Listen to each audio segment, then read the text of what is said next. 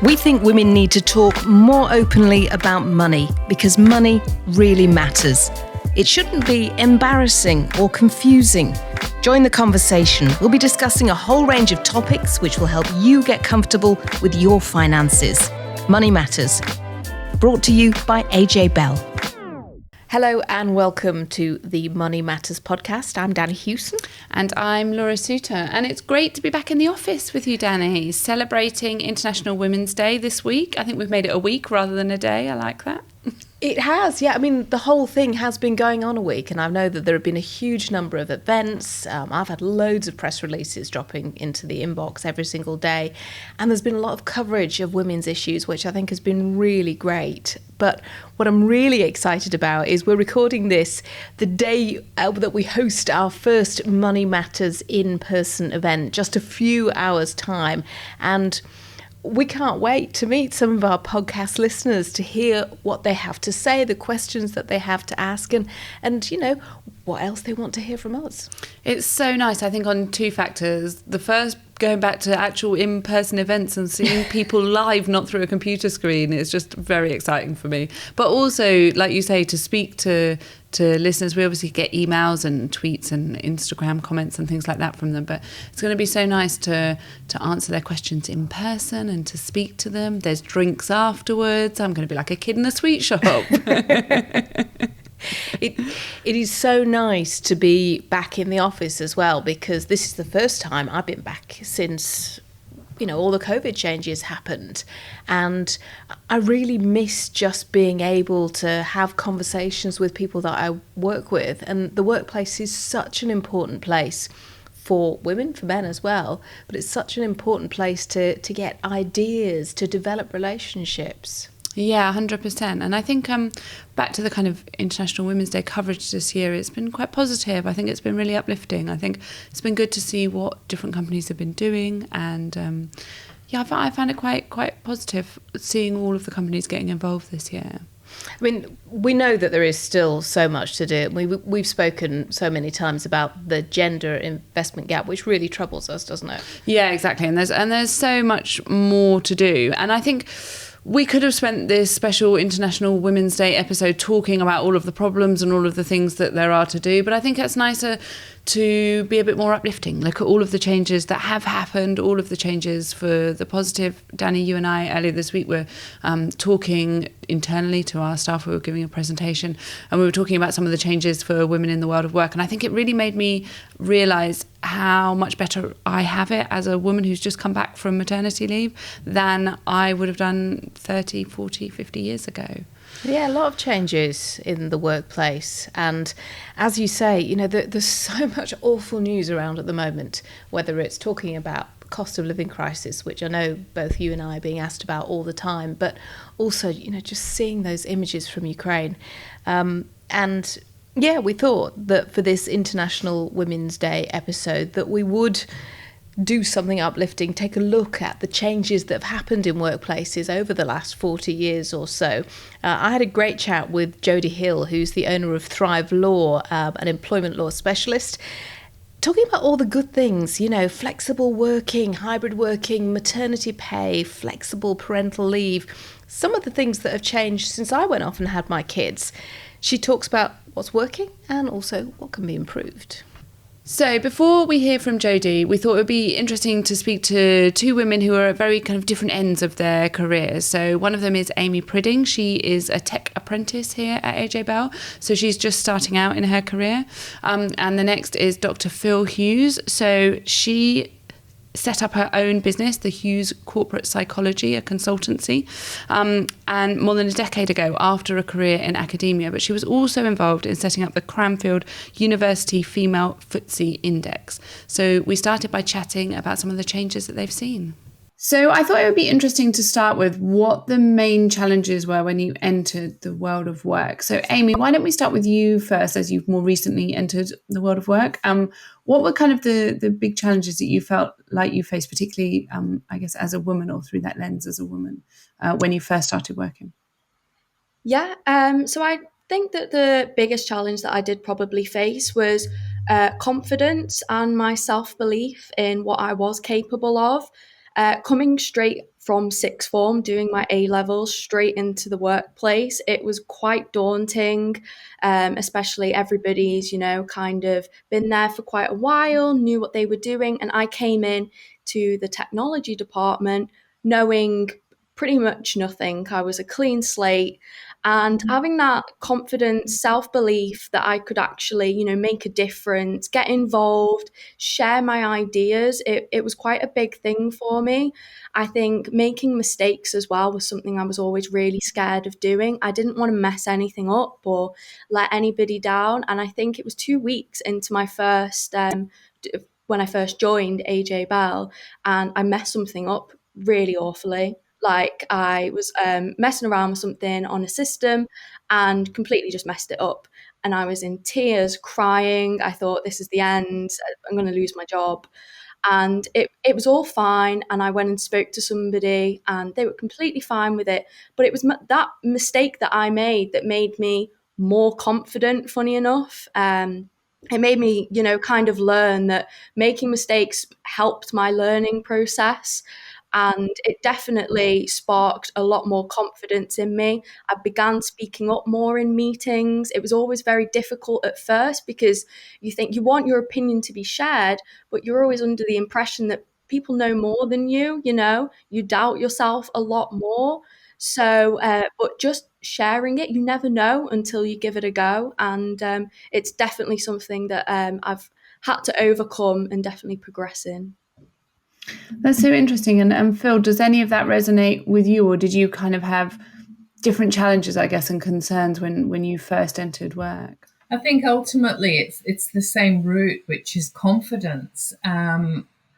Because I went in at a senior level in management academe, just because of the subject that I was looking at, which was strategy. So I was surrounded by real power rangers in the male academics and the people that we were researching alongside, senior executives.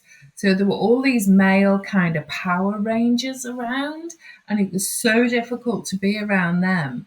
I was often the only young person in the room, usually the only woman in the room.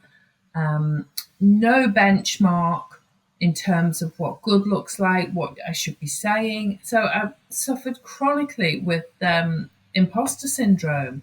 Should I be here? I'm waiting for someone to knock on my door and politely ask me to leave the room because it's been a dreadful mistake that you're here. And that was, I struggled with that for a long, long time. And to find one's voice was literally very difficult in a profession where you're either presenting at a conference or delivering in the classroom. What you're using is your voice, and you're trying to generate your own personal brand in amongst all these seemingly very powerful, very confident individuals. But guess what? They suffered imposter syndrome too.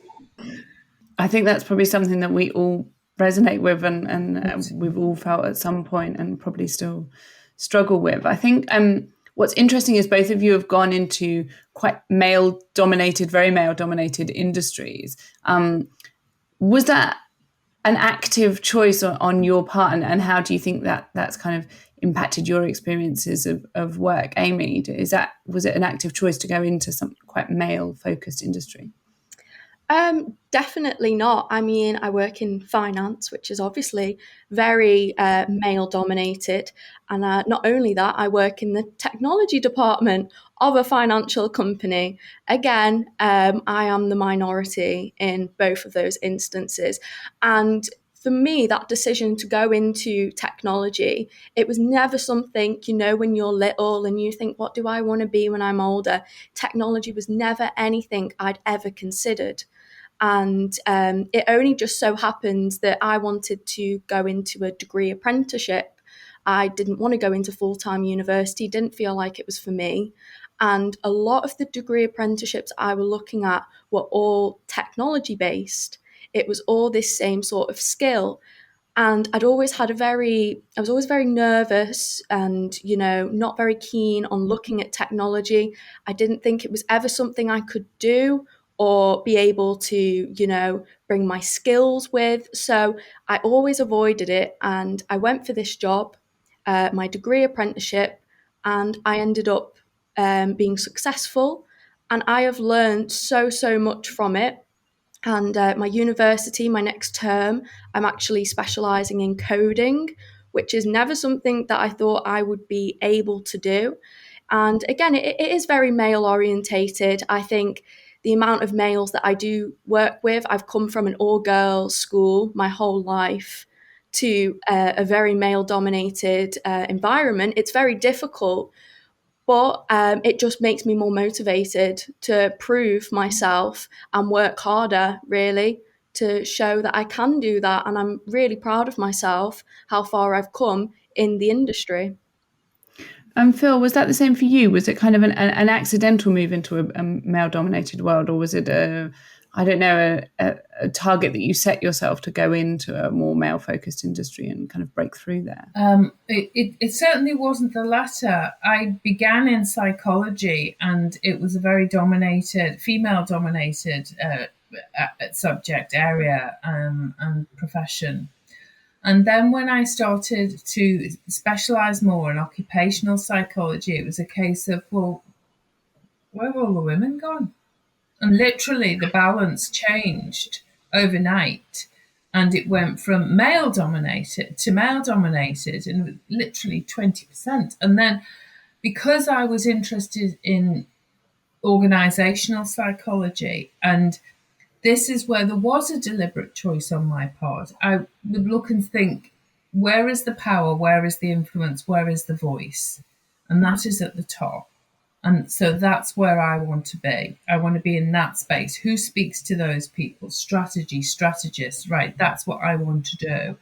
And so by the time I got there, well, Laura, when I was first going in there, which we're talking about 1995, there was no choice. It was all male dominated. It didn't occur to me that it would be any different. Isn't that sad? But it did not occur to me. And so what have you seen change over that time, over the time since you started out? I guess we could look at the positives and the negatives. What have you seen change for the benefit, and what still has so much to change? I think the change for the benefit is that it is exactly not like that anymore. And hearing Amy's, lack of expectation that would be the case, it is wonderful. I think that there has been a normalization of a validation of a recognition, let's say, of the debate around women in work. It has become recognized and measured. And when you get a measurement alongside something like the gender pay gap, it really is recognized, and you know that then. And so I think the recognition has made a huge amount of difference. And I think culturally what has changed, and I think this is so much better for your generation, Amy, is that this whole kind of having it all, women having it all, having to do it all, debate has kind of really, really calmed down. We're not saddling our girls with that anymore. And I think, well, far less so. And I think that has changed hugely for the positive, hugely. So I feel very, very hopeful about the future, very hopeful. And Amy, do you share that same optimism, I guess, for the progress that's been made and that will continue to be made? Yeah, definitely. I mean, for me, to get this opportunity so far, working in technology, I guess that wasn't something, my mum even looked at when she was my age. So I think we've definitely come a long way, and I think it can only go further. Having, us talking like this is, shows the steps that we have sort of made so far. And I think it's only going to get better, really. And do you have any kind of concerns or worries about progressing in your career as a woman, particularly in a male-dominated industry? Are there things that concern you that maybe wouldn't concern your male colleagues, or do you think it's on a much more kind of even keel now? I think obviously things that I want to go and have a family. I do want to go and start my own family. That could possibly hold me back. That's what I do worry about. I do want that whole picket fence, little ones running round. And does that mean that my career will have to come to a standstill at some point? Will I not get as further up the ladder than my male counterparts? Then, that's something that I'll have to come and face when the time comes to it. I mean, it's not as much of a worry to them. I know that males are becoming a lot more involved when it comes to family, taking more time out with them. But at the same time, it is still quite a big concern to me that I won't be able to progress as far. I won't get higher up that ladder to the leadership roles that I want to try and achieve. Yeah, and I think you're right in saying that men are more involved in that family side, and there's things like shared parental leave out there now, but they are still vastly underused, and the take up of them is still really low. So whilst there's the availability of stuff to help fix some of the problems that you talk about there, the take up of it is actually still pretty low, and too low to make a dramatic difference, I would say. But Phyl, are they some of the concerns that maybe similar concerns that you had when you were starting out in your career? Yes and no. I think that Amy's right to be concerned about a career break, because I think organisations have just not nailed it, and society hasn't nailed it.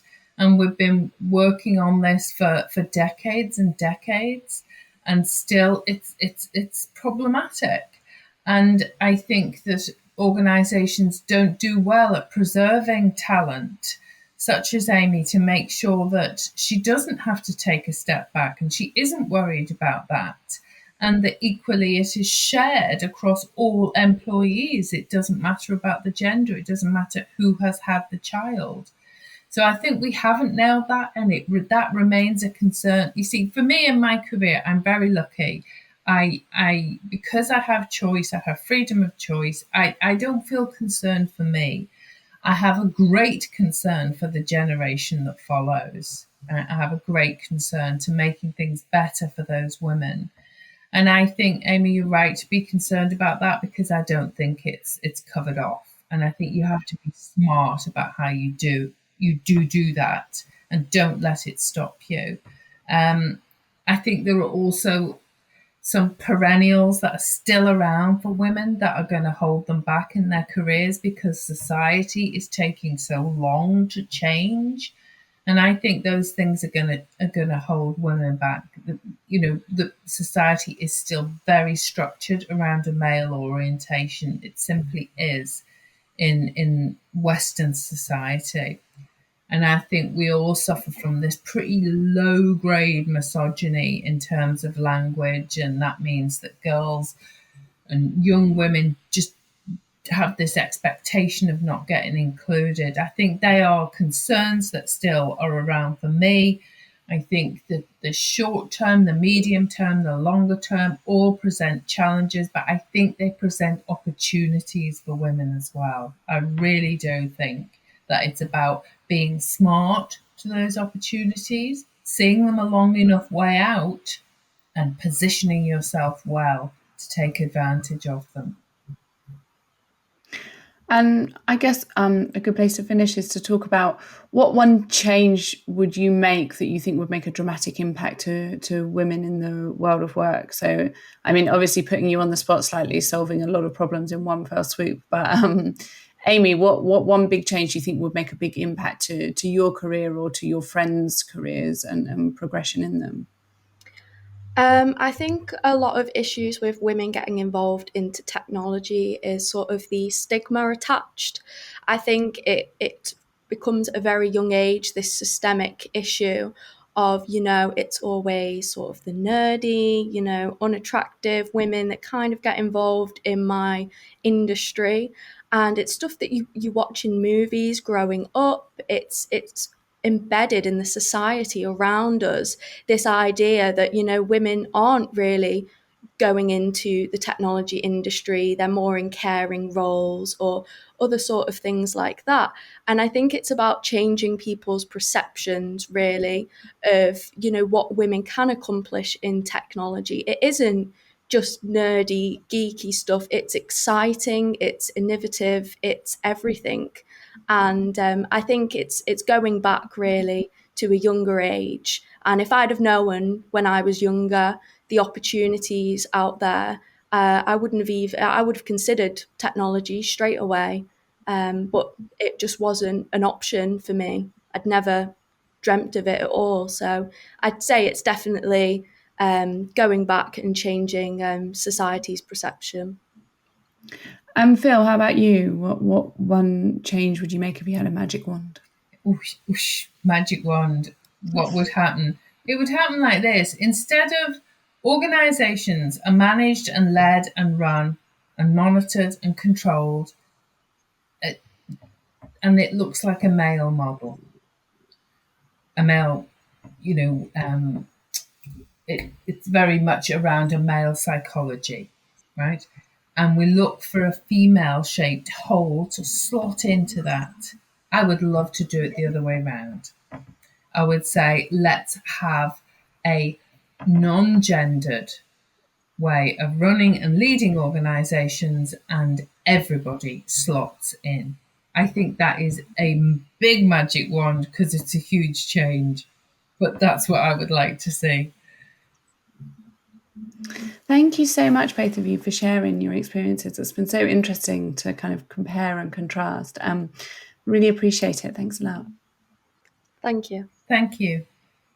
I found that conversation between Phyl and Amy really fascinating, and I just think sometimes about some of the conversations you and I have, because I'm obviously a little bit older than you. Not much older. Not much older. But it was good to hear how much has changed, but also interesting how much has actually stayed the same. And, you know, we know work is actually a huge part of the investment equation as well, because, you know, the main reason a lot of women say that they don't invest is because they don't have the disposable income to do that. And, you know, as prices keep rising, I know that I'm certainly having to keep a close eye on my incomings and outgoings. Yeah, and we've talked about this before, how career breaks are such a big impact on women's finances. Things like not thinking about pensions and contributing to pensions while they're off on maternity leave, or going back to work part-time and earning less. So the world of work really plays into that investment gender gap. And, you know, over the last 40 years, there's been a big shift. I haven't been in the workplace for 40 years, but certainly in the sort of 25 or so years that I've been in the workplace, I've noticed it, how women are treated in the workplace. And as you say, the other day, we had this fantastic discussion internally about all the things which affect women at work, you know, from having children to going through the menopause, from how to position yourself for promotion to how to ask for a pay rise. And I think that was a really interesting one, and we're definitely going to have a look at that for a future pod episode. But right now I had a chat with Jodie Hill from Thrive Law about how the law has changed when it comes to women in the workplace. We've been talking about the gender investment gap and the things that get in the way of women earning the same as men, investing the same as men, being able to push ahead with their careers in the same way that men can. But a lot has changed, particularly over the last 10, 20 years. What do you think has been the biggest advance which has helped women really sort of fight their way in the workplace? So I think to even have a positive from the lockdowns, I think the lockdowns and the forced home working and more flexible working has certainly given working women a better opportunity, because it showed employers that actually it works. I think a lot of employers were saying, well, that's just not what we do. It's not how our business works. And now we're seeing a huge shift on a more permanent basis towards hybrid and home working. And even if they're not shifting the whole workplace, we're finding that employers are being more amenable to the fact that this is a way of working that does work for women. So we're finding actually a lot more women are applying for flexible working and having that granted, which I think is really positive, because it means they can balance a career with childcare. Do you know, I renewed my insurance just yesterday, and the woman I was talking to on the phone, she was in exactly that place. She used to only do 2 days a week. That's all she could do. And one of them was a Saturday. And now, because she's able to work from home, she's doing 4 days. So it means at a time when, you know, prices are really eating into everybody's budgets, she's able to earn just that little bit more. And also it means they can progress their careers. It's not just about the now, it's the long term as well. Lots of women feel like they have to choose between having a family and working because their career path doesn't facilitate that flexibility. So, employers that can support women in that way are not only getting obviously amazing talent, because they've got that, that example there is perfect in that you've got someone who's probably amazing on those 2 days, but that's all she could physically do. Now you've got double the output from her, and she's probably happier because she feels like she's contributing, because sometimes women don't just want to be sat at home, It has been a brilliant change, but of course, with the big push back to the office, there will be people who have found that it's really worked for them, want to continue doing it. Do they have any right to ask to continue doing it and to be granted that? Yeah, so they certainly have a right to ask. So if you've been employed for more than 6 months, you have the right to ask for flexible working. And that's effectively looking at how you could change your current terms and conditions. So say you're going back to the workplace and you've got, you've got to be in the office at certain times, then you can ask for those to be flexed during a flexible working request. So the employer should have a policy in place that sets out how to do that, but essentially just put it in writing to your manager. If you can, have some conversations beforehand. Often employers are telling people this is what the new normal looks like. If you think that doesn't fit with your future plans because you've got used to working the way that you're working, then try to have those conversations first, because what we're seeing is some people just not doing that, going back and go, well, this doesn't work. Actually, that's a bit too late then, isn't it? Have those conversations in advance. I think it's really important.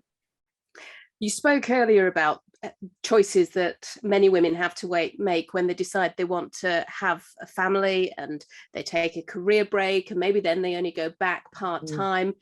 But it's not that long ago when having a baby might have meant that a woman could have lost her job. Yeah.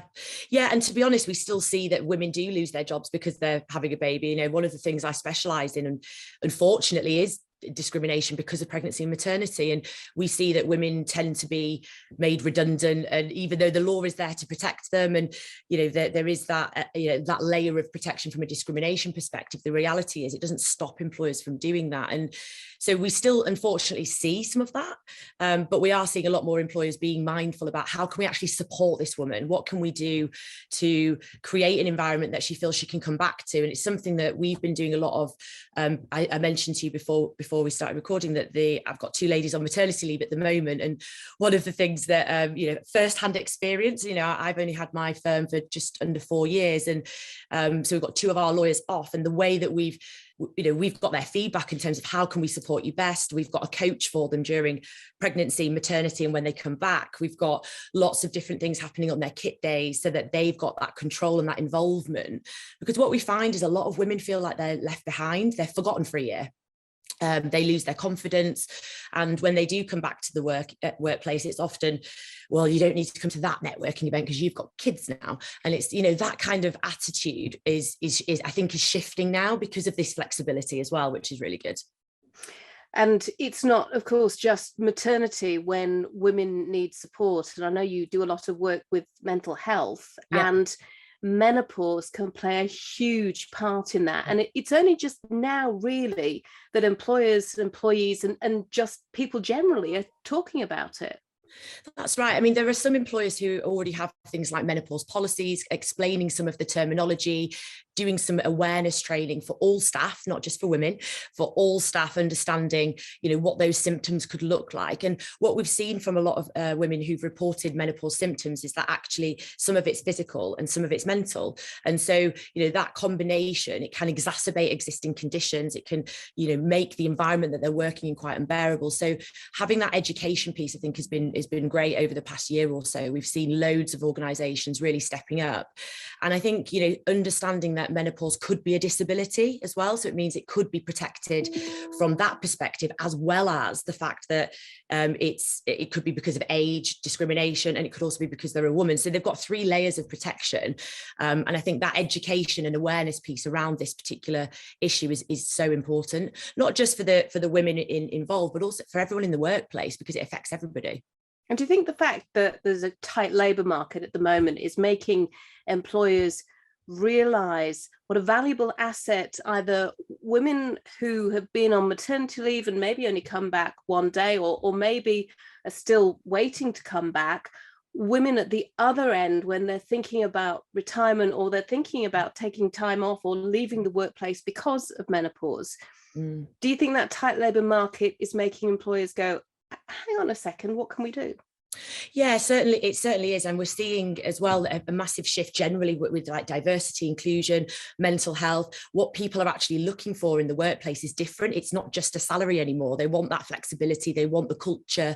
They want the environment that allows them to show up as their true self, allows them to be their best self at work, which wasn't really the focus, say, 2 or 3 years ago. But I think the pandemic has certainly pushed it into that environment, which is great, because it helps everybody, not just women, but particularly helps women in what has been, you know, a very challenging, as you say, 20 odd years in the workplace. For a woman entering the workplace now, it is such a different place from a woman entering the workplace 20 years ago. And I just think about my career and how the conversations that are so different now, the opportunities, things like shared parental leave, it has changed for the better. Absolutely. And the fact that you've got things like shared parental leave, more awareness around things like menopause, support with pregnancy, that is much more commonplace, and more employers that share best practice, more women that talk about how employers have done good things. I think that actually helps, because often, you know, often people will go, oh, you know, you're a feminist, it's this, it's that. When the reality is we want equality for all, and we want women to be, you know, have that equal footing when they're in the workplace. And the reality is that doesn't always happen. So these things help us get that shift in the right direction. So sometimes just having a conversation, whether it be with your boss or with a colleague or with your mum or with a mate, that can be a huge part of the solution.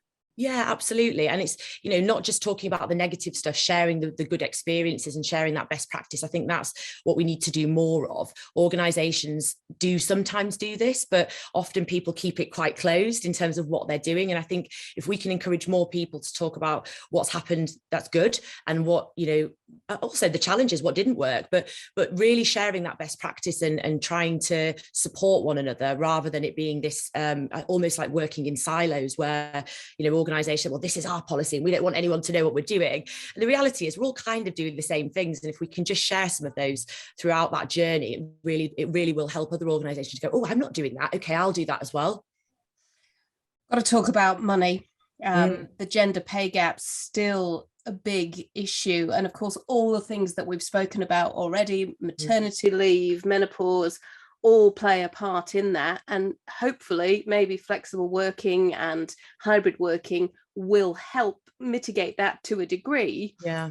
But what more can be done? Is some of it down to the fact that maybe as women we're not so good at asking for pay rises?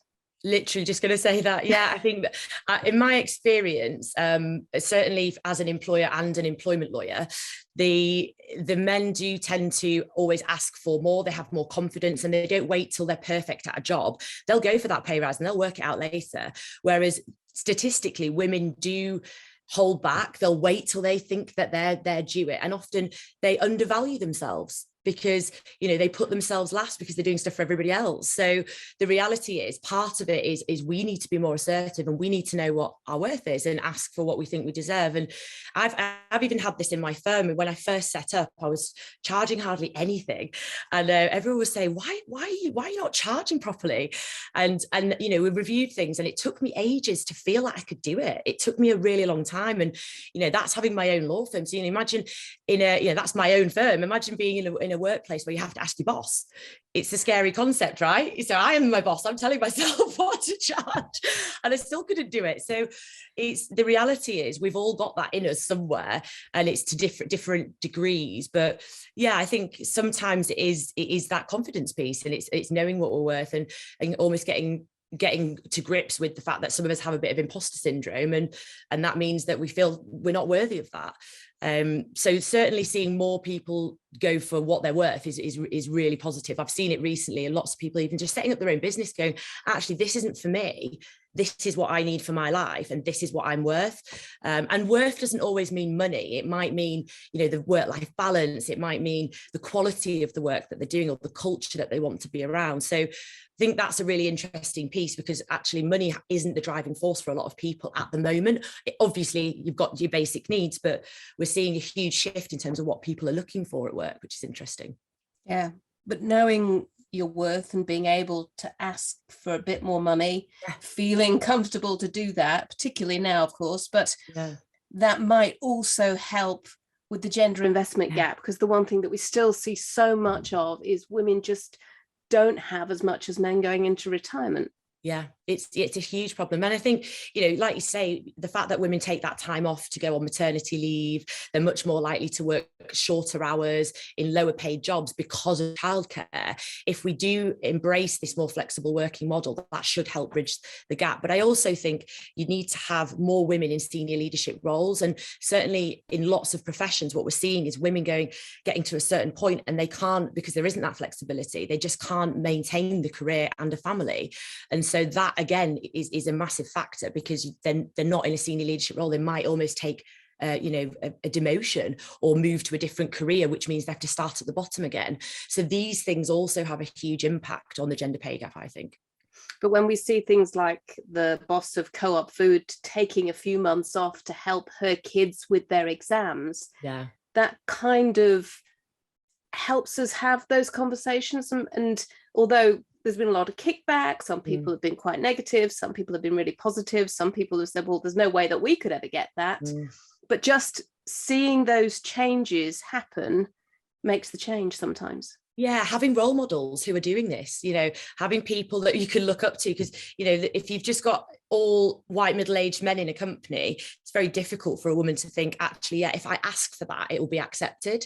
So even just having women in those leadership roles, but then actually showcasing that they are in a leadership role and they're able to do all these other things. It's showing that they can do both. I think that is so, so important. But also men doing the same thing. We need men to use shared parental leave.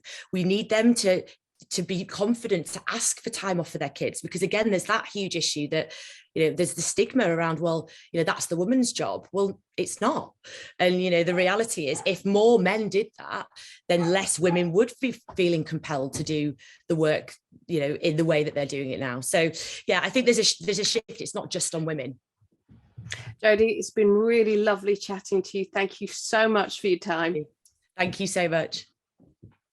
Jodie from Thrive Law, and as I was saying, I've experienced a lot of changes in the last 25 years, just things like statutory maternity pay, because I know that just before I had my first child, the payment period was extended to 26 weeks, now 39 weeks. And I know that you found that for you, those keeping in touch days were really useful, and they weren't around in my time either. So, a lot has moved on. They were useful for a double whammy. One, reminding me how to actually do my job, and two, giving me some money in that lean time towards the end of your maternity leave where you're not getting any pay.